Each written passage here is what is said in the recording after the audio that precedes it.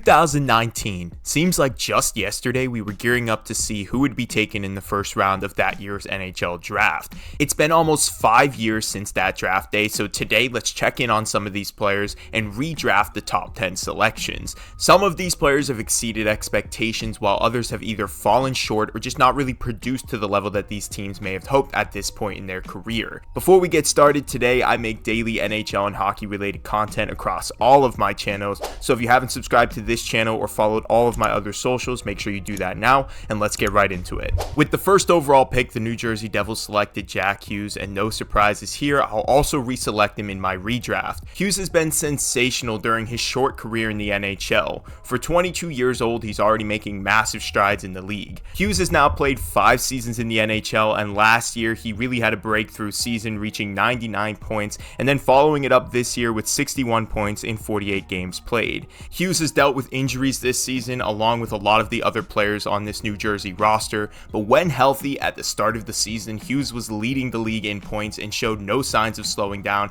after his playoff run last year. It would really surprise me to see people upset about this reselection. Hockey fans and even legendary players like Wayne Gretzky see something special in this young player, and at just 22 years old, Hughes is the exact player you want when selecting first overall. He's a franchise player, will have a fantastic career, and I'm incredibly excited to see what he brings to the New Jersey Devils in the next few years. Jack Hughes stays at number 1 in my 2019 redraft. Let me paint a picture for you with this next pick. What if the New York Rangers drafted Moritz Seider to play alongside Adam Fox rather than taking Kaapo Kakko with their second overall pick? The defensive powerhouse that New York could be with this selection is just indescribable. This is not a knock on Kakko, even though he has had a slow start to his career. He does still have some potential and upside. Again, the players we are talking about here are all around 22 to 23 years old. That's basically a baby in the NHL. But with what we know right now about both of these two players, I think New York fans would actually faint if they saw Seider wearing blue instead of red.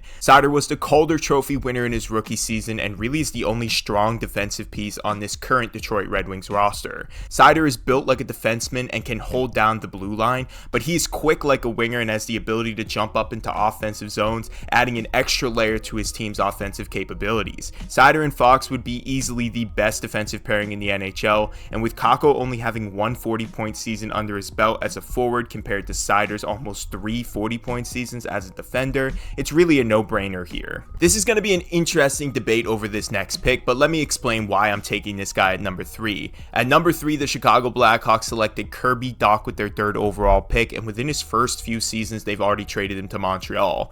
Dach's best season was last year in Montreal, where he had 38 points in 58 games played.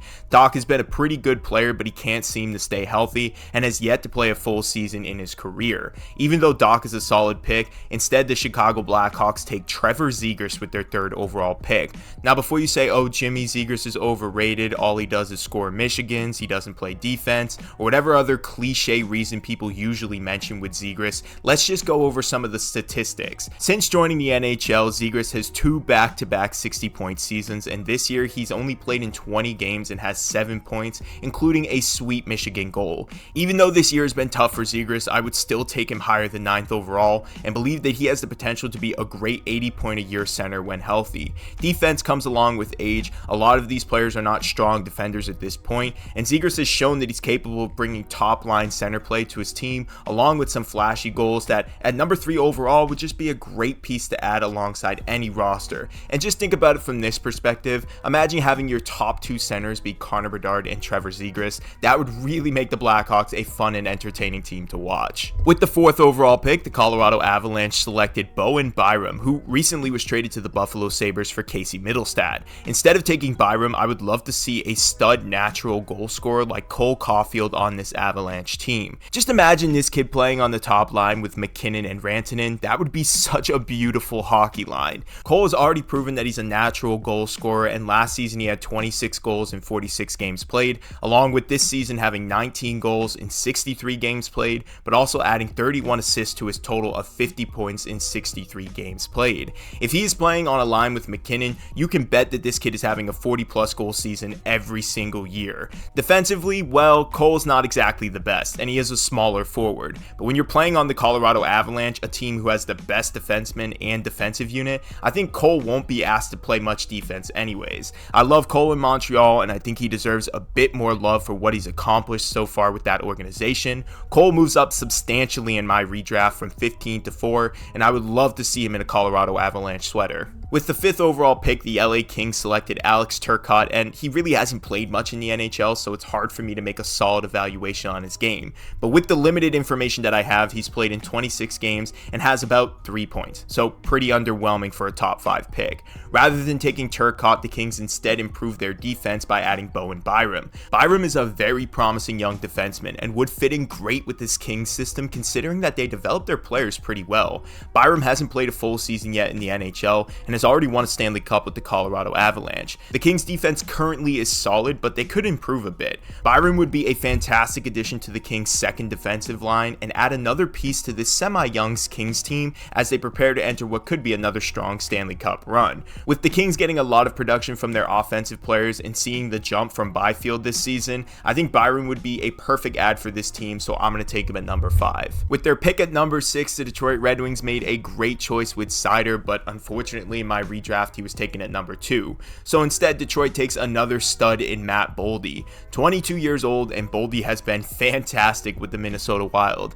Minnesota was mocked a bit for taking Boldy at this point in the draft, but he's really proven everybody wrong. In 2021-22, he had 39 points in 47 games played. In 2022-23, he had 63 points in 81 games played, and this season he has 49 points in 57 games played. Just through and through a solid 60-plus point player for the Wild that would be awesome alongside any of the other players in Detroit. I think people need to talk more about the scouts and development staff over in Minnesota because year after year, they manage to find these players that lately have just become studs for this team. I really hope once they're done dealing with all of those long-term bad contracts that have held them back a bit, that Minnesota can finally find some success because these are some great players coming up, and Boldy is for sure one of the top guys on this team. I think Detroit would be very lucky to have another offensive piece to add to this young group, so I'm taking him at number 6. Next up on my list is the Buffalo Sabres taking at number 7, and with this selection they add Dylan Cozens to the mix to their growing roster. In my redraft, I actually really like this pick for Buffalo, and I'm going to reselect Cozens here. Cozens had a breakout season last year with 31 goals and 68 points in 81 games played. This year he has slowed down a bit, but the same can be said for almost every offensive player currently on the Buffalo Sabres. As far as breakout young players go, offensively, especially in this draft, I think Cozens has really proven that he's capable of being a 70 to 80 point scorer and a 30 plus goal scorer as well when he and his team are playing well. At this point, I even consider taking him a bit higher, but I like Cozens in this spot and think he's a great fit with the Buffalo Sabres. I think he'll be a key piece in the growth and development of this young team, so I'm going to keep him at 7. With the 8th overall pick, the Edmonton Oilers selected Philip Broberg, and we all know that Edmonton really needs help with their defense, but this just doesn't feel like the ideal kind of player that they were looking for with this pick. Broberg played half a season last year, but hasn't played more than 10 this season. Instead of taking a potential third to second line defenseman at best, the Edmonton Oilers opt to take a goalie with their pick in Spencer Knight. You might be saying to yourself, well, Spencer Knight really isn't playing right now. He's not even the backup in Florida. How could you take him still in your top 10? Well, slow down and let me explain. Spencer Knight is currently in the NHL Player Assistance Program working on some personal issues. Now, first off, as a fan of hockey, I think we all need to show more support to these players when they make the decision because even as athletes, these players still deal with personal issues and have the same problems that you and I have every day. When on the ice though, Spencer Knight is an absolute beast in net, and I feel like if we're talking about his game, he's one of the best up and coming goalies in the league. Hopefully Spencer Knight is getting all of the help and support that he deserves. I love him still in a top 10 selection, and I think that he would be very, very good in an Edmonton Oilers jersey. With the 9th overall pick, the Anaheim Ducks selected Trevor Zegras. With Zegras off the board in this redraft, the Ducks instead elect to take Alex Newhook with their top 10 pick. I think it's safe to say that the potential is there for Newhook, and I actually really like that he's now playing with the young and up and coming Montreal Canadiens. With that being said, Newhook's best season is 33 points in 71 games played, the year that the Colorado Avalanche actually won their Stanley Cup. Crazy to think that 2 players on this top 10 list have already won a Stanley Cup at such a young age, but that's besides the point. Newhook was supposed to take that next step in in Colorado the first year that Landeskog went down with his injury, but never managed to increase his level of play when getting more responsibility with the Avs. Newhook is an interesting one to me because he could easily be a third to fourth line center and that's all, but at the same time there is a lot of upside and he may manage to take another step at some point. I'm just very invested in seeing how his career pans out. This year he's been injured, but with 21 points in 37 games, realistically he could have been a 50 to 60 point player, which is the jump that you want to see a guy like him make. Potential wise, I like Newhook's game and I think he would be really great with that young offensive core that's over in Anaheim. With the 10th overall pick, the Vancouver Canucks select Vasily Podkolzin. I think I said that right, but hopefully I didn't butcher the name. He has 33 points in 121 games played and doesn't seem to be showing the upside that I think Vancouver hoped for when drafting him with the 10th pick.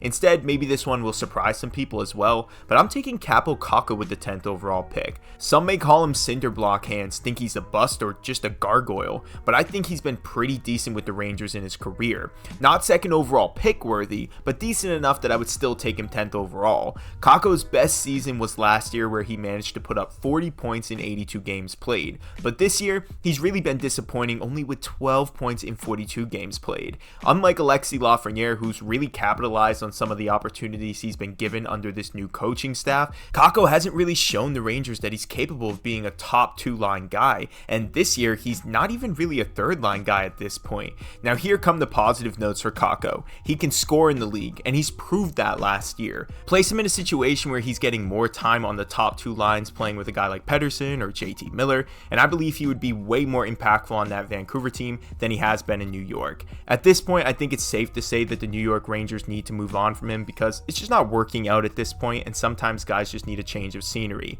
Kakko, like everyone else on this list, is still young, and I believe he has time to develop and find his game. I would just love to see him on this current Vancouver team. I think he would thrive there. But this is my 2019 NHL Draft Redraft. Let me know if there's any other players that I left off this list that would have been included in your top 10, and comment which other NHL drafts you'd like me to revisit next. Like this video, subscribe to the channel, and I will see you guys in the next one.